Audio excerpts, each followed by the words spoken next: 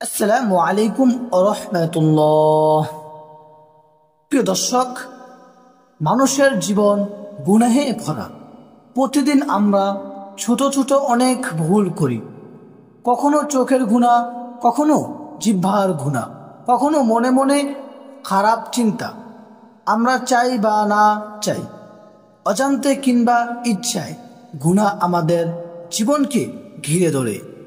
অথচ আল্লাহ তাআলা কত দয়ালু, তিনি চান তার বান্দারা ক্ষমা পাক, জান্নাতের মালিক হোক। প্রিয় ভাই ও বোনেরা, রাসূলুল্লাহ সাল্লাল্লাহু আলাইহি ওয়াসাল্লাম আমাদের শিখিয়েছেন একটি দোয়া, যা যদি একজন মানুষ একদিনে 3 বার পড়ে, তাহলে তার জীবনের সব গুনাহ মাফ হয়ে যেতে পারে। যদিও সে সারা রাত তাহাজ্জুদ নামাজ পড়ে ইবাদত না করে। কল্পনা করুন, সারা রাত দাঁড়িয়ে কাঁদা, সেজদা করা কোরআন তেলাওয়াত করার সময় নয়, বরং তার থেকেও দামি একটি দোয়া। এটাই আল্লাহর রহমত। হাদিসে এসেছে, নবী করিম সাল্লাল্লাহু আলাইহি ওয়াসাল্লাম আমাদের বলিয়াছেন, যে ব্যক্তি দিনে 3 বার বলবে আস্তাগফিরুল্লাহাল্লাযী লা ইলাহা ইল্লা হুয়াল হাইয়ুল কাইয়্যুম ওয়া আতুবু ইলাইহি, অর্থ তার সব গুনাহ ক্ষমা করে দেওয়া হবে, যদিও সে যুদ্ধক্ষেত্রে থেকে পালিয়ে থাকে। আল্লাহু আকবার। প্রিয় দর্শক, এটা কেবল একটি দোয়া, অথচ এর ফজিলত এতটাই বিশাল যা আমরা কল্পনাও করতে পারি না।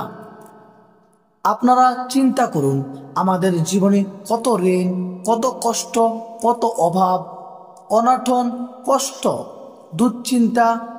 আমরা যদি প্রতিদিন সকাল সন্ধ্যায় এই দোয়া মাত্র 3 বার পড়ি, তবে আল্লাহ শুধু গুনাহে মাফ করবেন না, বরং আমাদের দুনিয়ার সমস্যাগুলো সহজ করে দিবেন ইনশাআল্লাহ।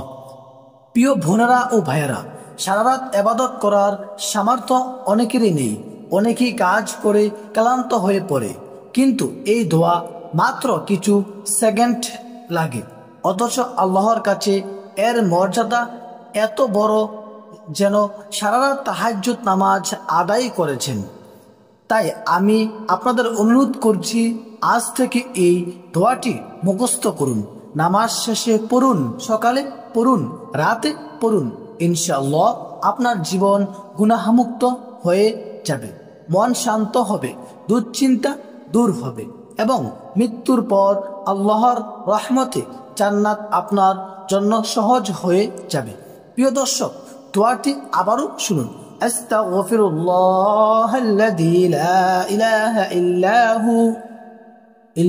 হুয়াল হাইয়ুল কাইয়্যুম ওয়া আতুবু ইলাইহি। 3 বার বলুন, মন থেকে বলুন, চোখে অশ্রু নিয়ে বলুন।